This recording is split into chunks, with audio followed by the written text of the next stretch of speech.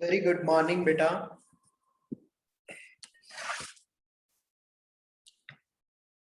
कल की क्लास में हमने टॉपिक किया थर्ड चैप्टर आपका स्टार्ट करा हुआ है theory of demand. What is demand, what is quantity demand, what is individual demand, what is market demand, individual demand curve क्या है, मार्केट डिमांड कर्व क्या है, और डिटर्मिनेंट्स ऑफ डिमांड। कौन कौन से फैक्टर्स हैं जो कि डिमांड को अफेक्ट करते हैं, वो कौन कौन से फैक्टर्स हैं जिनकी वजह से या तो डिमांड इंक्रीज होगी या फिर डिमांड डिक्रीज होगी। तो ये सब कुछ लगभग हमने स्टडी किया। आज करेंगे हम हमारा आगे टॉपिक। देखिए,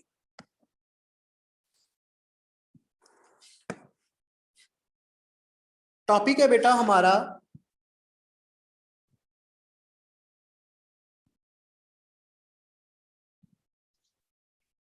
लॉ ऑफ डिमांड। एक लॉ हमने किया था सेकेंड चैप्टर में कंज्यूमर इक्विलिब्रियम में, that is law of diminishing marginal utility. और एक लॉ किया था that is law of equi marginal utility. इस चैप्टर में जो लॉ है उसका नाम है that is law of demand. What is law of demand? Law of demand क्या है? ये जो अपन प्राइस और डिमांड के रिलेशनशिप के बारे में बात करते हैं, यही हमारा क्या है? Law of demand. भाई लॉ ऑफ डिमांड क्या है? लॉ ऑफ डिमांड हमें प्राइस और डिमांड का रिलेशनशिप शो करता है। अगर कमोडिटी के प्राइस इंक्रीज होंगे तो डिमांड डिक्रीज होएगी, और अगर प्राइस डिक्रीज होंगे तो डिमांड इंक्रीज होएगी। That means there is inverse और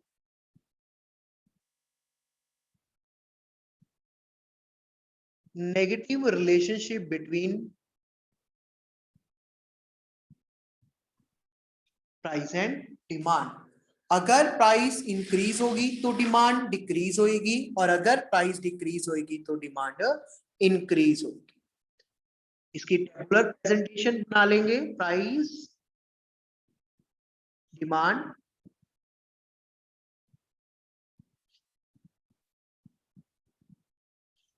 प्राइस इंक्रीज हो रहा है, डिमांड हमारी डिक्रीज हो रही है। यहाँ पे इसकी graphical presentation, region, X axis, Y axis, on X axis quantity, और ऑन वाई एक्सिस प्राइस। ये डाउनवर्ड स्लोपिंग हमारी क्या बन जाएगी? इज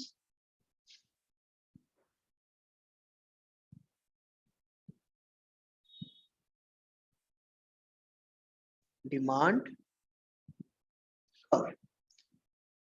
ये भी हमें पता है कि डिमांड कर्व क्या है हमारी? Sloping downward. क्लियर? इसकी कुछ अजम्पशंस हैं।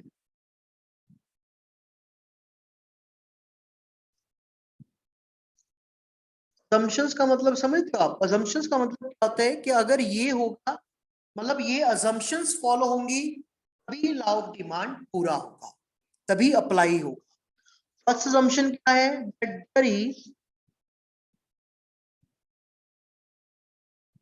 No change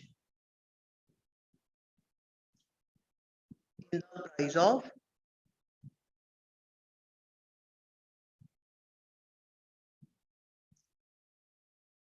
related goods।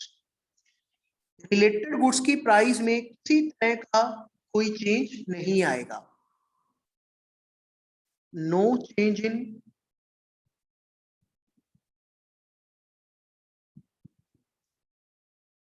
Income of consumer. Consumer की इनकम में कोई चेंज नहीं आएगा। No change in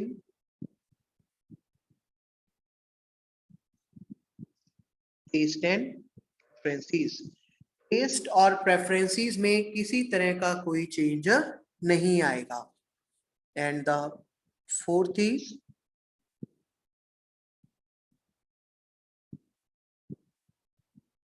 no future expectations. आने वाले समय में हमें किसी तरह की कोई एक्सपेक्टेशन नहीं है। हम ये नहीं मान के चल रहे हैं कि आने वाले समय में प्राइस इंक्रीज होंगे या डिक्रीज होंगे, it doesn't matter. Law of demand हमें क्या समझाता है? ये लॉ ऑफ डिमांड हमें सिर्फ ये समझा रहा है भाई, अगर गुड्स का प्राइस इंक्रीज हुआ तो डिमांड डिक्रीज होगी, और अगर प्राइस डिक्रीज हुआ तो डिमांड इंक्रीज होगी। अदर थिंग्स रिमेनिंग कांस्टेंट, बाकी किसी भी फैक्टर में किसी तरह का कोई चेंज नहीं आएगा। वो सारे फैक्टर कौन कौन से हैं? ये जो अभी लिखे हैं, रिलेटेड गुड की प्राइस नो चेंज, इनकम में नो चेंज, डिसेंट प्रेफरेंसेस में नो चेंज, फ्यूचर एक्सपेक्टेशन में no change. That is law of demand. Law of demand states the relationship between price and demand.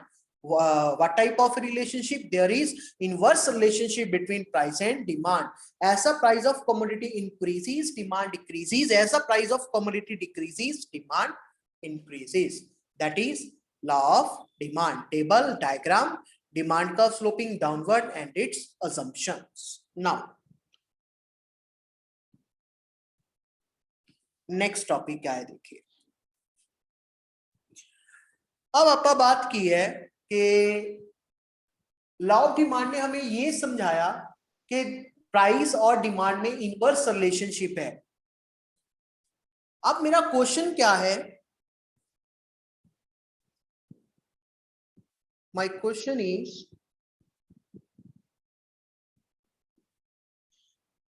why demand increases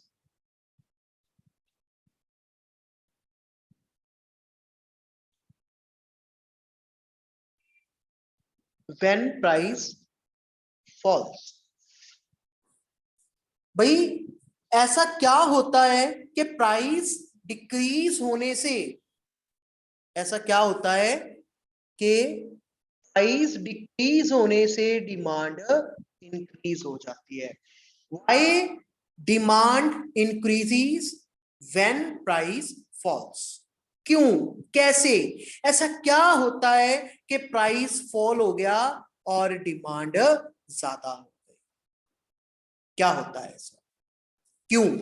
क्या points हैं, क्या कारण होंगे कि ऐसा सब कुछ होता है? क्यों प्राइस के कम होने से ही डिमांड ज्यादा होती है? देखिए इसके पॉइंट्स, कुछ पॉइंट्स हैं इसके, जैसे कि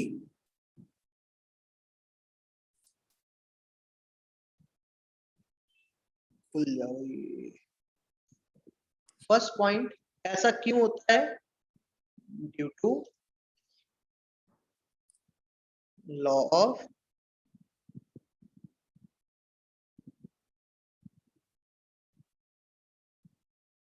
डिमिनिशिंग मार्जिनल यूटिलिटी। क्यों होता है? भी पहला कारण है क्योंकि इसके ऊपर लॉ ऑफ डीएमयू अप्लाई होता है, मतलब लॉ ऑफ डीएमयू की वजह से ये ऐसा सब कुछ होता है। और क्यों होता है?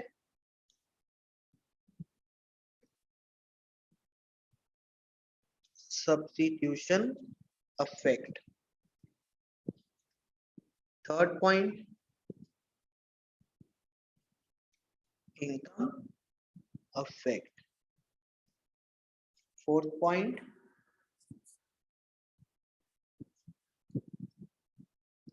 number of consumers. And fifth point,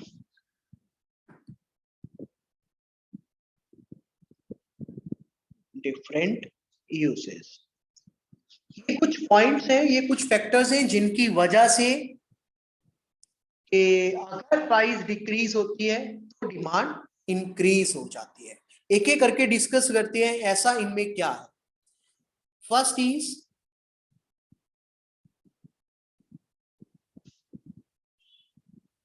law of diminishing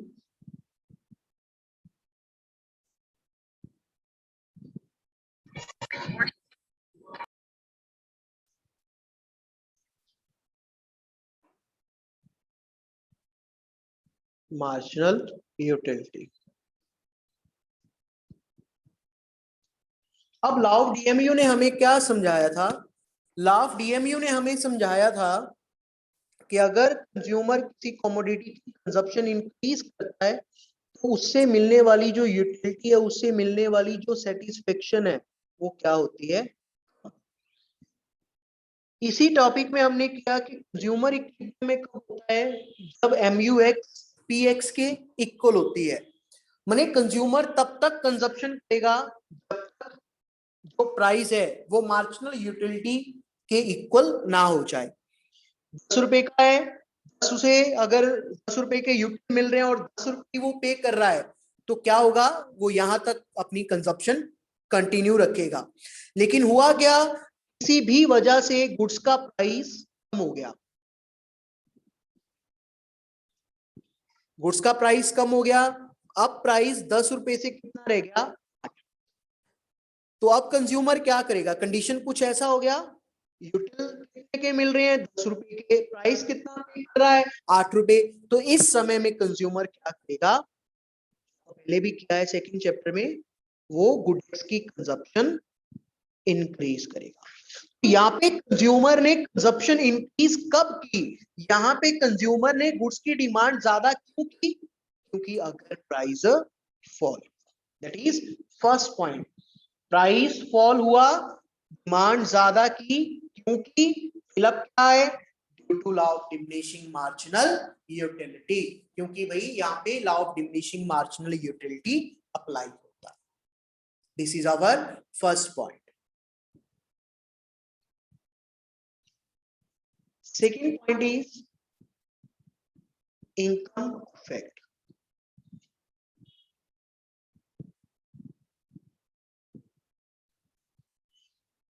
जब गुड्स की प्राइस डिक्रीज होती है, मान लो कोई कमोडिटी है, उसके ऊपर आप 1000 रुपए खर्च करते थे, अब उसका प्राइस 700 रुपए रह गया। पहले कितना खर्च करते थे उसके ऊपर? 1000 रुपए, और अब प्राइस कितना रह गया है? 700 रुपए, 700। तो अब क्या हुआ? आपके पास 300 की सेविंग होना शुरू हो गया, आपके पास 300 रुपीज बचना शुरू हो गया। प्राइस कम होने की वजह से जो आपके पास पैसे बचते हैं, ऐसी सेविंग्स को आप क्या कहते हैं? इकोनॉमिक्स में हम इसे कहते हैं रियल इनकम। क्या कहते हैं आप इसे? That is R real income. Price fall हुआ, पहले 1000 रुपए पे करते थे, अब सिर्फ हमें 700 रुपी पे करने हैं, हमारे 300 रुपी बचना शुरू हो गया। मतलब हमें कुछ रियल इनकम होना शुरू होगी। कहने का मतलब कुछ ना कुछ कमाई बढ़ गई, एक किस्म की बचत होनी शुरू होगी। तो क्या करेंगे? जब हमारे पास पैसा आना शुरू हो गया, पैसा आ गया, पैसा बच गया, you know very well there is positive relationship between income and demand. तो आपने प्राइस फॉल हुआ, डिमांड इंक्रीज की, क्योंकि due to your real income. Price fall होने से रियल इनकम इंक्रीज हुआ, उस रियल इनकम से आपने डिमांड इंक्रीज करनी शुरू कर दी।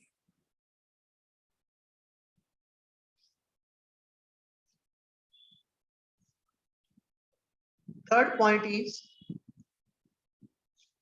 Substitution effect.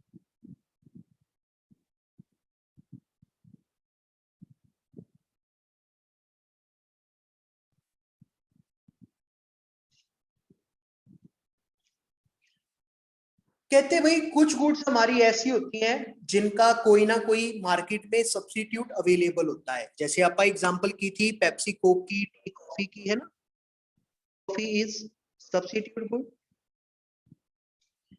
अब मान लो टी का प्राइस फॉल हो गया, डिमांड इंक्रीज होगा। टी का प्राइस फॉल होने से टी का डिमांड कैसे इंक्रीज हुआ? एक तो टी पीने वाले लोग वैसे ही ज्यादा खरीदेंगे, है ना? क्योंकि चाय सस्ती होगी। दूसरा, जो कॉफी पीने वाले कंज्यूमर्स हैं वो भी चाय के ऊपर शिफ्ट हो जाएंगे।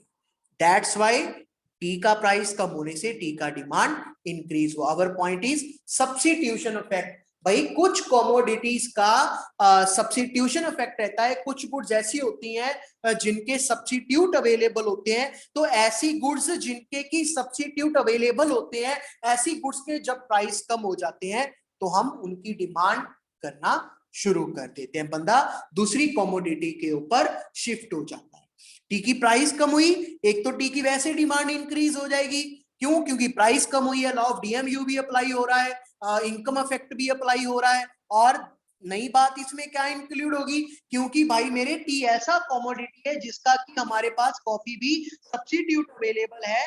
जब टी कॉफी के मुकाबले सस्ती हो जाएगी तो कॉफी पीने वाले कंज्यूमर्स टी के ऊपर शिफ्ट हो जाएंगे। अब मन में ये ना रखना कि टी और कॉफी का क्या चक्कर है, पेप्सी कोक भी ले सकते हो। यहाँ पे टी और कॉफी मैंने अपने लिए सब्स्टिट्यूट गुड अज्यूम की है। ये मत सोच लेना कॉफी 2500 रुपए की 100 ग्राम आती है और चाय 250 रुपए की 1 किलो आ जाती है 250 की। ऐसा कोई फर्क नहीं है। मैंने यहाँ पे दोनों को सब्स्टिट्यूट गुड अज्यूम किया है। जैसे आप पेप्सी कोक ले सकते हैं, वो तो लगभग सेम प्राइस का ही है।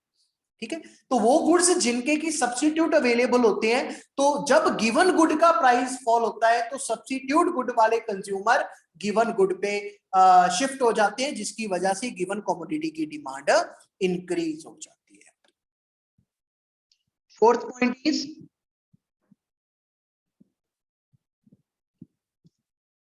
चेंज इन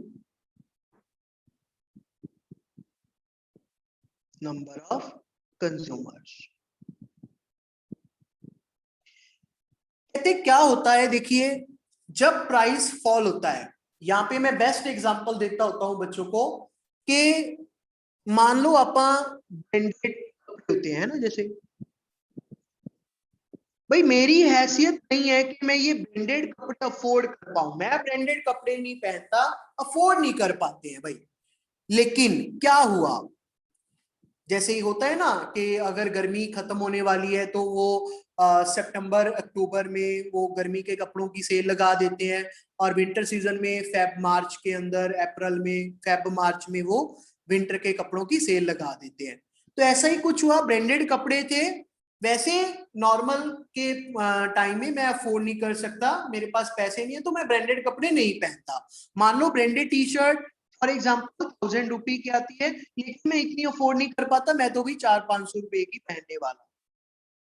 ठीक है, एग्जाम्पल ले रहे हैं, मन पे ना लगा जाना बात। तो हुआ क्या, ब्रांडेड कपड़े वालों ने किसी ब्रांड ने सेल लगा दिया, और वो ब्रांडेड कपड़े ही, वो ब्रांडेड टी शर्ट्स ही मुझे 400-500 की रेंज में मिलना शुरू होगी, क्योंकि उन्होंने सेल लगा रखी है। तो क्या होगा, वो सारे लोग जो कि पहले उस कंपनी के वो कपड़े अफोर्ड नहीं कर सकते थे, तो जब प्राइस डिक्रीज हुआ उनकी वो सारे प्रोडक्ट अफोर्डेबिलिटी में आ गए, वो अफोर्ड करना शुरू कर दिया, जिसकी वजह से उसकी डिमांड इंक्रीज हुई। तो प्राइस डिक्रीज होने से डिमांड कैसे इंक्रीज हुई? क्योंकि अब वो सारी कमोडिटीज हम अफोर्ड कर सकते हैं, वो हमारी अफोर्डेबिलिटी में आ चुकी है। That is fourth point, change in number of consumers. Fifth point इसमें ऐड होता है different uses.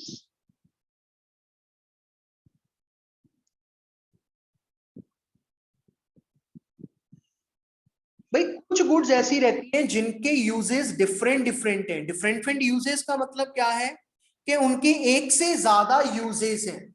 जैसे इलेक्ट्रिसिटी,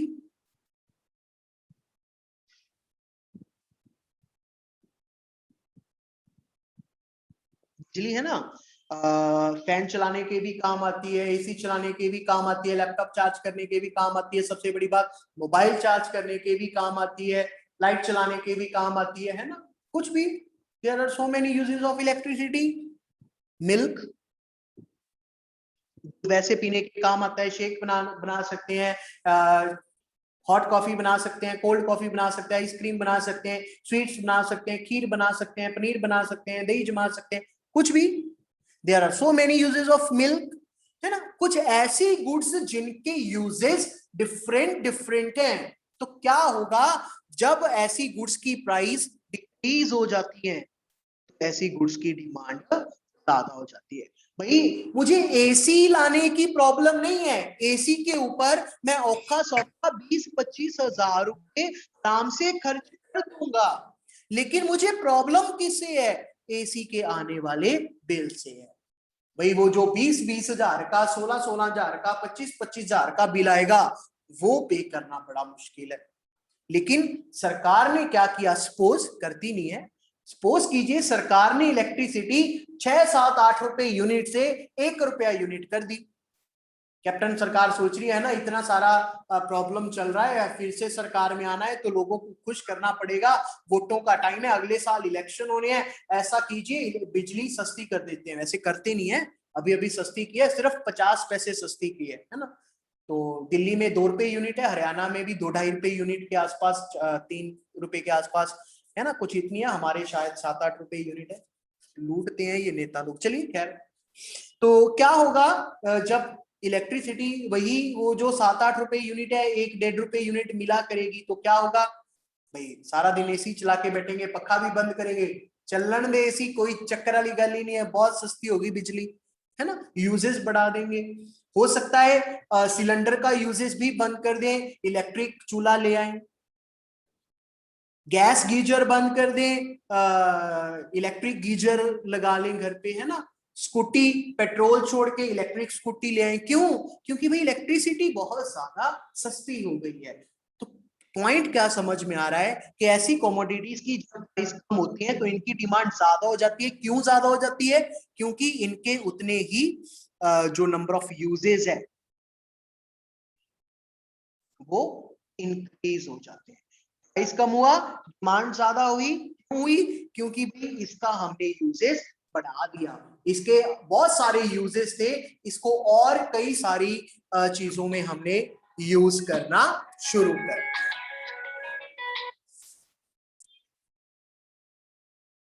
क्लियर, तो ये था आपका पॉइंट कि क्यों प्राइस डिक्रीज होने से हम गुड्स की डिमांड ज्यादा करते हैं। आज सिर्फ इतना ही करना है आपने, क्योंकि ये जो अभी 5 पॉइंट्स किए बहुत ज्यादा इंपॉर्टेंट भी है, अकेला टॉपिक है ये, एक्सप्लेन लॉ ऑफ डिमांड। तो जब आपको ये आता है कि explain law of demand, law of demand की डेफिनेशन, टेबल, डायग्राम, असम्पशंस, और ये why demand curve sloping downward, ये सारा आपने लिखना होता है। और इसमें एक टॉपिक ऐड होता है, that is exceptions to the law of demand. कल की क्लास में कराऊंगा क्यों, क्या कुछ ऐसे केसेस हैं कि प्राइस ज्यादा हो, इंक्रीज हो और आप डिमांड भी ज्यादा करो। कल ऐसे टॉपिक्स करेंगे, ऐसे पॉइंट्स करेंगे कि वो कौन से केसेस हैं आपको ज्यादा पे करना पड़ रहा है और आप हंसी खुशी गुड्स की डिमांड ज्यादा भी कर रहे हो, तो वो कल की क्लास में करेंगे। आज आप इतना ही टॉपिक अच्छे से ध्यान से इसको पढ़ें समझें। Thank you very much. जो भी आपकी कोई क्वेरीज हो, वो मैं रोज कहता हूं आपको, आप कभी भी मेरे को मैसेज के थ्रू आप अपनी कॉल्स को, अपने डाउट्स को, क्वेरीज को पूछ सकते हो। यस रमंचर जी, रिकॉर्डिंग बेटा रोज भेजता हूँ। उस दिन की क्लास की, परसों की शायद वो तो नहीं भेजी क्योंकि वो अच्छे से हो नहीं पाई थी, और वो टॉपिक परसों वाला आपको कल की क्लास में करवा दिया है सारा। तो परसों की क्लास उसको नील मानिए, 0 मानिए आप, नेट की वजह से वो अच्छे से नहीं लग पाई थी। Clear, thank you very much, God bless you, अच्छे रहिए।